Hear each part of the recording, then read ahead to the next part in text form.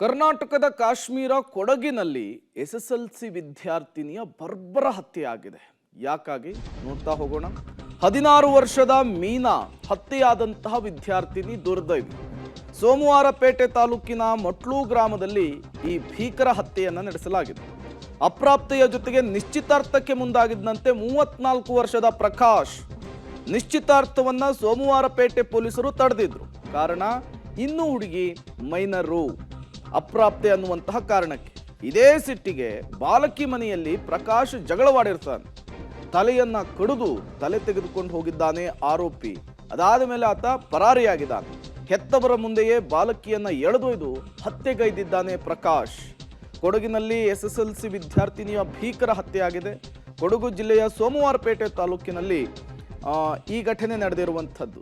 ವಿದ್ಯಾರ್ಥಿನಿಯ ತಲೆಯನ್ನು ಕತ್ತರಿಸಿ ರುಂಡ ಮುಂಡವನ್ನು ಬಿಸಾಡಿದ್ದಾನೆ, ಬೇರ್ಪಡಿಸಿದ್ದಾನೆ. ಈತ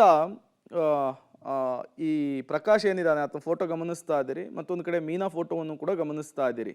ಮೀನಾ 16 ವರ್ಷದ ಅಪ್ರಾಪ್ತ ಬಾಲಕಿ. ಈಗಷ್ಟೇ ಅವಳದು 10th ಮುಗಿದಿತ್ತು. ಆಕೆಯ ಜೊತೆಗೆ ಪ್ರಕಾಶನ ನಿಶ್ಚಿತಾರ್ಥ ಆಗಿತ್ತು.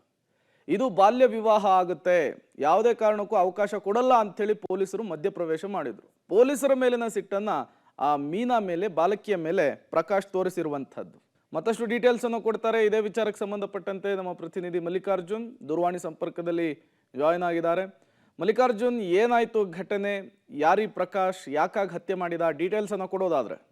ಖಂಡಿತವಾಗ್ಲೂ ಪ್ರೇಮ್, ಕೊಡಗು ಜಿಲ್ಲೆಯ ಸೋಮವಾರಪೇಟೆ ತಾಲೂಕಿನ ಸೂರ್ಲಬಿಯಲ್ಲಿ ಇದೊಂದು ಘಟನೆ ನಡೆದಿರ್ತಕ್ಕಂಥದ್ದು. ಈ ಘಟನೆ ಅಂದ್ರೆ ಆಕೆ ನಿನ್ನೆ ಕೂಡ 10th ಅನ್ನ ಪಾಸ್ ಅನ್ನ ಮಾಡಿರ್ತಾಳೆ. ಅತ್ಯಂತ ಅಧಿಕ ಅಂಕಗಳನ್ನ ಗಳಿಸಿ ಇಡೀ ಗ್ರಾಮಕ್ಕೆ ಒಂದು ಹೆಸರನ್ನ ತಂದ್ಕೊಟ್ಟಿರ್ತಕ್ಕಂಥ ವಿದ್ಯಾರ್ಥಿಯಾಗಿರ್ತಾಳೆ.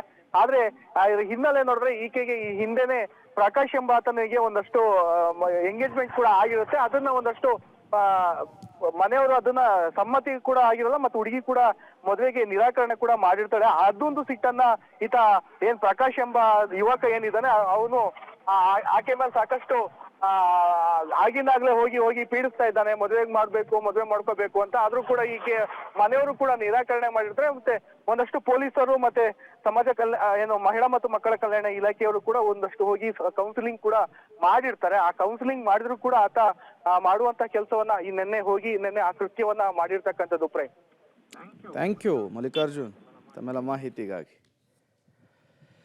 ನೋಡಿ, ಎತ್ತಿಗೆ ಜ್ವರ ಬಂದರೆ ಎಮ್ಮೆಗೆ ಬರ ಹೇಳಿದ್ರು ಅನ್ನಂಗಾಯ್ತು ಇದು ಕತೆ. ಪೊಲೀಸರು ಮಧ್ಯಪ್ರವೇಶ ಮಾಡ್ತಾರೆ, ಬಾಲ್ಯ ವಿವಾಹಕ್ಕೆ ಅವಕಾಶ ಕೊಡಲ್ಲ ಅಂತ ಹೇಳ್ತಾರೆ. ಹಾಗಾಗಿ ಪ್ರಕಾಶ್ ಸೈಕೋ ವರ್ತನೆಯನ್ನು ತೋರಿಸಿದ್ದಾನೆ, ಮೃಗೀಯ ವರ್ತನೆಯನ್ನು ಪ್ರದರ್ಶನ ಮಾಡಿದ್ದಾನೆ. ಅಪ್ರಾಪ್ತ ಬಾಲಕಿಯ ರುಂಡ ಮತ್ತು ಮುಂಡವನ್ನು ಬೇರ್ಪಡಿಸುವ ಮೂಲಕ ವಿಕೃತತನವನ್ನು ಪ್ರದರ್ಶನ ಮಾಡಿದ್ದಾನೆ.